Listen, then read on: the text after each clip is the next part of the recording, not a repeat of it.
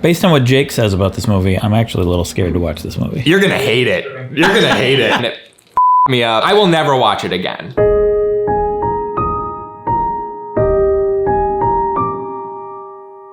Here's the thing, I don't usually seek out horror movies because I usually don't like them, not because I'm afraid of them. Did you guys hear that? Oh my God. Oh my God. Oh, it's just my wife.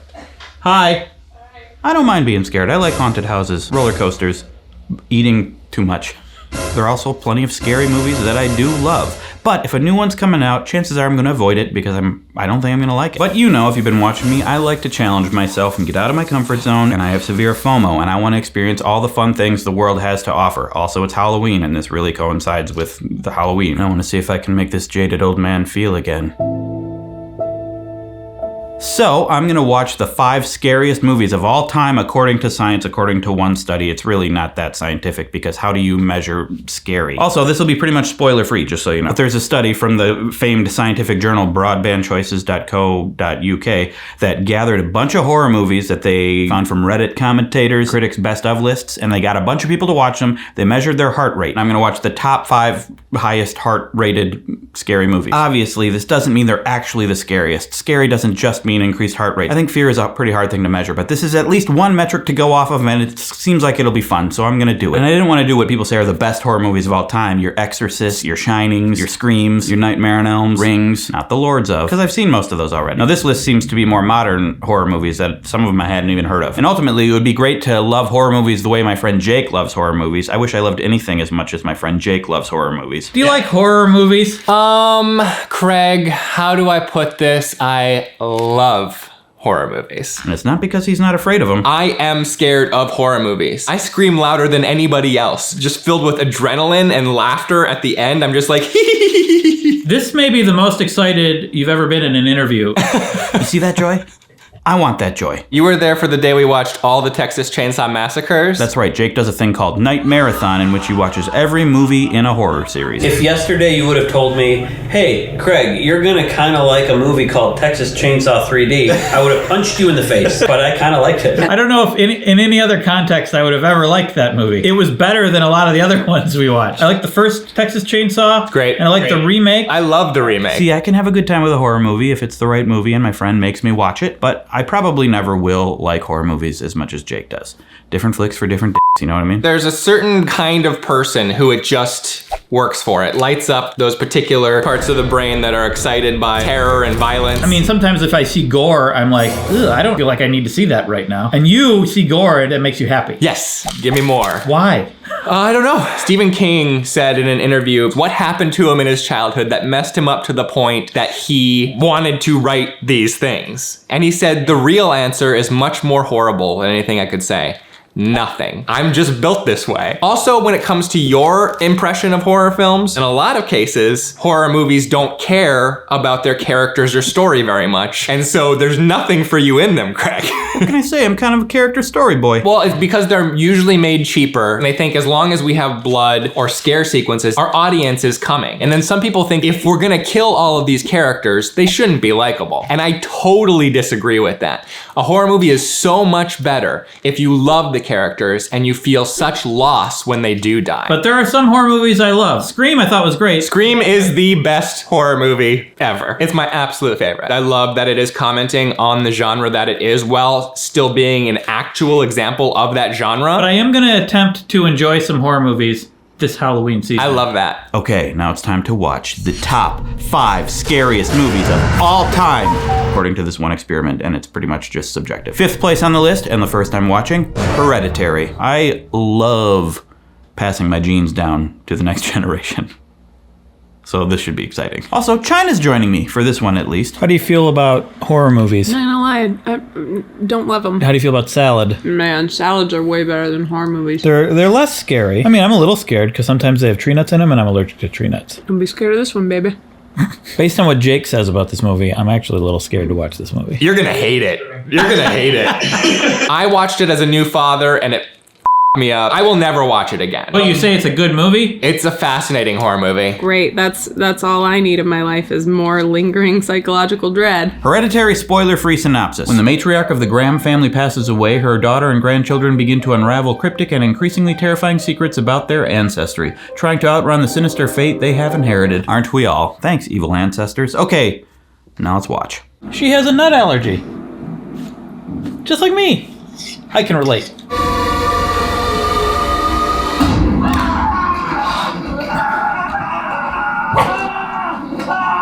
The dog's barking. You enjoying this? Not even a little bit. I hate every second. I'm leaving with the impression of feeling, wow, what an incredible achievement, but also sad and weird. No, that's not necessarily what I look for when I'm watching a movie. I had a little talk with Jake after watching the movies as well. Hello. Hello. It seems like something happened to you. What's going on? What do you mean? Never mind. Oh, okay. Yeah. I'm just gonna have some wine that I got from Bright Cellars. It's delicious. Would you like to tell me more about Bright Cellars? You know what? China and I will tell them, not you. Okay, good. Okay, we'll talk about Hereditary in a second. Now China and I will thank Bright Cellars and eat salad. You realize this is the second salad you've eaten in this video. This is just a salad video. My wife ate 2 salads. Here's what happened. Here, have some wine. This glass is empty. You don't see the wine? Craig, there's no wine here. You like wine? I love it. How do you feel about Bright Cellars? I love it too, because then I don't have to go to the store. I end up with better wines. So when I go to the store, I'm just like, this one is $15 and the label's cool. I have drank a lot of cool looking label wine because of you, and it was all terrible. But with Bright Cellars, it's delicious. I don't think we've ever gotten one from Bright Cellars that I've been not into. You get wines from all over the world, curated by wine experts, wexperts, including hidden gems from small vineyards. You're my hidden gem from a small vineyard. So you go to their website, you take a quiz. 7-question, very quick and simple quimple quiz. Questions like favorite chocolate or tea. What else? There's 7 questions, so I got 2 of them. Do you like swings? Do you prefer the windows open or air conditioner? What temperature do you like your bath water? Do you like... And more. Okay, we made up some of those. They offer sustainable varietals and biodynamic wine. Packaging completely recyclable. Plastic free. There's no plastic? As you know, that's not recyclable. No. Smallest footprint box in the industry. I didn't even know boxes had feet. You can even repurpose them for decoration. I don't know, make a robot? Make a box that you sit somewhere? Holidays are coming up. You need some wine to partay. You might not know a lot about wine. They can help you get good wine so your friends don't hate you. You can switch it up month to month or skip a month if you're one of those seasonal drinkers. I like white wines and rosés in the summer. As soon as it gets cold, I want red wines. I'm a seasonal drinker too, because I drink, get 60% off your first 4 bottle box. Bottle box? Bottle box. Bottle box. And you get a free corkscrew, so you can actually open the wine this time instead of with a shoe like I've had to do once. Please support my channel by following the link below, taking the quiz. It's Quimple. Get started today. That was not a very satisfying. There we go. All right, so I gave Jake a rundown of the things I liked about Hereditary. I like the look of it. I like the mood. Very slow, creepy build. The whole motif of the models. Toni Collette's performance is incredible. What's that actress's name? Toni Collette? Yes, she was incredible. Oh my gosh. I like that it didn't really rely on jump scares, but plot kicks in at the end and the supernatural stuff happens. This doesn't feel right, and it wasn't really scary. It just felt slow. Also, it was completely humorless. No jokes. Yeah, oh, no. It is a straight up contemplation of deep, deep grief and loss. I feel like just bad now. For a particular thing that happens right in the middle, like just the worst possible thing. It's a nightmare to sit through. I would also say that Ari Aster, his follow-up Midsommar, is fun. Horrible things happen in it, but like, yeah, I had a good time. Okay. Whatever. Can we watch Gruber's Baking Show? Okay. 4th scariest movie of all time? Probably not. The Conjuring. I'd already seen it though, so I asked Jake what to replace it with. Perhaps It Follows, but he doesn't really like that one. It Follows is my favorite modern horror movie. Oh, right. He really does. I'm not good at remembering my friends. So should I replace The Conjuring with It Follows? Yes. Okay. I watch it over and over again. So here's the only thing though, is that it is a tone thing. It hits the tone buttons in me that like a Donnie Darko hits, so it might be a fail for you. Jake and I argue about Donnie Darko all the time. I think it's overrated. You want to fight me? You want to go? You can't. This is a video, but I know a lot of you like it, and that's fine. And I don't dislike the tone of Donnie Darko. I don't think that matters. Well, if the plot makes logical sense, it won't be a fail. I'm replacing The Conjuring with It Follows. I wouldn't call it scarier than the others, but I think it's a better movie. Well, then I'm gonna watch it. Follows. With you, right? Not a chance. Oh. I want to be the person who wants to watch the horror movies with you. We can't always be who we think we should be. That's the moral of this video. It comes early. The moral comes early in this video. Spoiler-free synopsis. Carefree teenager Jay sleeps with her boyfriend and unwittingly becomes the latest recipient of a fatal curse that has passed from victim to victim via sexual intercourse, known colloquially as sexy times. An evil being will now creep slowly but unstoppably toward her, appearing to be either a friend or stranger. And when it catches her, it's gonna kill her. That is until she does sexy times with another person. That is until that person fails to do sexy times with another person and gets killed, and then it goes back to her. Let's watch. This movie's pretty scary. She decided to join me. This one is so far less scary to me. By the time you joined, it stopped being scary. I liked it. Good soundtrack. You hear that? 80s synth soundtrack. It's a really good premise. You glad you watched half of it? I have problems with it.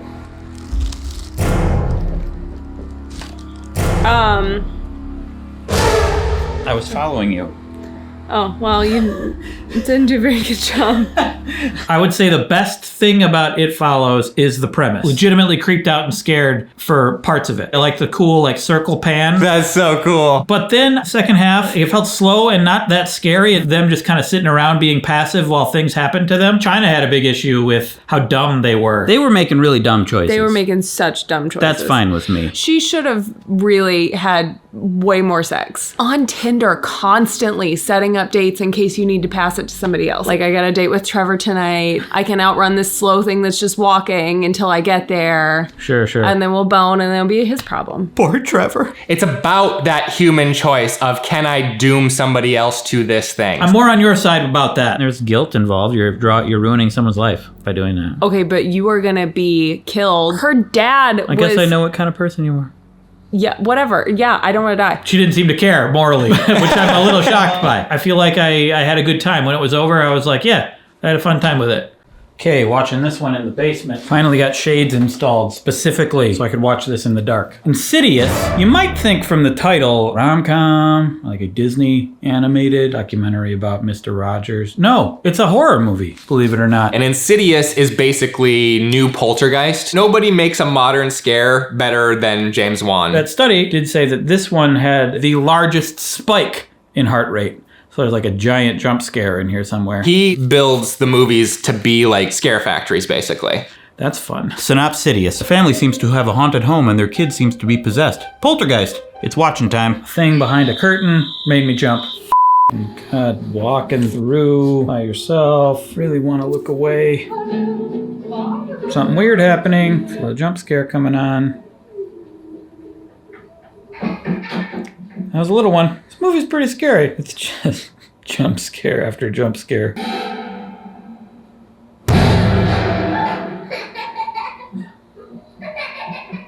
I had a good time with it. A lot of jump scares. It felt like a fun haunted house. Since it's all supernatural, I know it's not going to affect me because that stuff ain't real.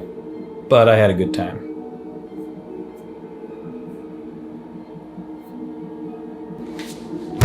Tons of jump scares that worked. The two camera dudes, humor. There was jokes. And in the end, I wasn't that scared once it got really supernatural. Juan and Robert Mitchell and all of them, they set a very real world in the beginning. It's harder to accept when the crazy supernatural stuff happens. Because they're in the house, I understand all the rules and I understand the space. If something comes out of a space that's not supposed to be there, I'm scared. But when you're in this other world, there is no not supposed to be there. Anything could happen and that's not going to be surprising to me. In the end, I felt like I had a pretty good time, but also I feel like I'll forget that I watched it. You might as well watch Poltergeist 1982. Insidious is good, but Poltergeist is great. And not the remake with Sam Rockwell. And now, camera's over here for camera angle's sake.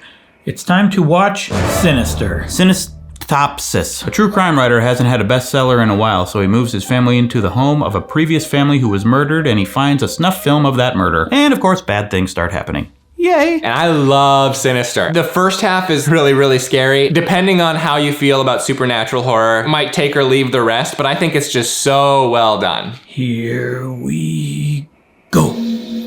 Oh, first shot's a bunch of people being hanged. Cool. Not cool, Ethan Hawke. You don't lie to your family. That's how horror happens. A lot of walking around in the dark in this one, but it's so dark that you don't really see as much of the room, so it's less scary, I think, than, what's that movie called? Insidious. I literally just watched the movie. I forgot the name of it. But I'm more intrigued by the story of this one. It's over. And now I feel awful. Great. Thanks, horror movies. Right at the beginning of Sinister, I was super into the character and his situation. Ethan Hawke is great, of course. Yeah. I did like that he was so into wanting to be famous that he was roping his whole family into it. I bought that. Several genuine good jump scares. I was intrigued by the mystery. It felt a little like X-Files-y kind of. And then it was like, oh, now it's just a bunch of snuff films and it's creepy dark hallways. All that stuff gets me. I get creeped out by that movie big time. I love the 8mm films. Really creeps me out. Like The Ring creeps me out. Those moments are scary. Very scary. But it was taking me away from what I was more interested in about the movie. I don't know. There's something that felt off about me, to me about it. I like that you said there's something that felt off about me. And I think I gotta ask you, and I know you'll cut it out, but I just need to know, like, jump scare. Did it kill you? That was big. Yes, that was big. And finally, the number one scariest movie of all time, but probably not, but for our purposes, yes, the 2020 film Host. And not the Korean monster movie, The Host. I've seen that, and that's good. 6 friends accidentally invite the attention of a demonic presence during an online seance and begin noticing strange occurrences in their homes. Classic. Oh, also, it's all shot on Zoom. And it's great. And, Craig, bonus, it's only an hour long. I watched it on my computer. I think you should too, actually, because it's a Zoom call. How scary can it be? Probably pretty scary. Oh, I'm going to shut the shades, too. No. Yeah. I don't like this. And I don't like you. Oh, wow. The video that finally broke her. You're fine, I guess. I can see how this could be scary already. I don't like this. I'm unhappy here. Nope. Screw this. We're like a minute and a half in. Nope. Oh, I hate this. I'm reading what's gonna happen in this. It's fun. It's fun. Goodbye. Farewell. Caroline. Here we go. I anticipate a pretty big jump scare here.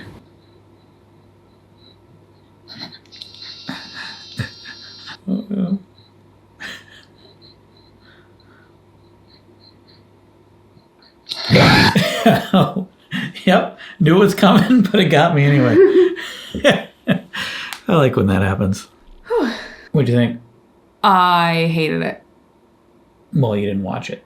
Well, I read the plot summary on my phone. Yeah. And then I glanced at it occasionally. Kudos to you for watching these with me. I never would have watched it if it wasn't for like this experiment, but I had a fun time. I think it was more fun than the other ones. Super fun. It was a real fun time. It was fun. So fun. Just good fun. Just good fun. Yeah. It's not the first computer screen horror movie. It's just really, really good. Horror aside, it felt like a very real conversation. And you learned about the relationships through the conversation. Nobody said anything too like plot obvious or anything. It could have been done so poorly, but they nailed it. Like I say that I don't love horror, but if you look at the footage of me watching Host, for instance, you'll see a big smile on my face. You'll see me laughing. I think now, because I did this, honestly, I think I might be more likely to just check out a horror movie on a whim. As opposed to just avoiding them. Now that you said that, I'm just going to use it to anytime we get together, our wives like to hang out and speak to each other like normal human beings, and you and I watch movies. So I'm just going to pitch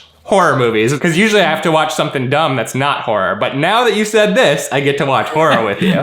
I'm really happy you took this journey. I'm really happy that you allowed me to come along for it. Happy Halloween, Craig. Happy Halloween. Oh, Jake! Jake! That's it. I think it was a mild success, aside from, Jake's dead now. But I really am looking forward to checking out some more horror movies. Also, did you know that Jake and I have a podcast called Movied where we talk about movies? We haven't done it in a while, but there's a lot of them that exist. I'll link that down there. I guess we had a podcast. Jake's dead now. Also, I did a Halloween song several years ago with my friend Rob Scallon. I'll link that down there. Wear a hot dog costume. It's fun. Previous challenges. YouTube thinks you'll like that video. You can subscribe and support me on Patreon if you would like to. That is all. Nothing scary here. Oh, my head's gone. Oh well. Guess I'm dead now. You die, you learn.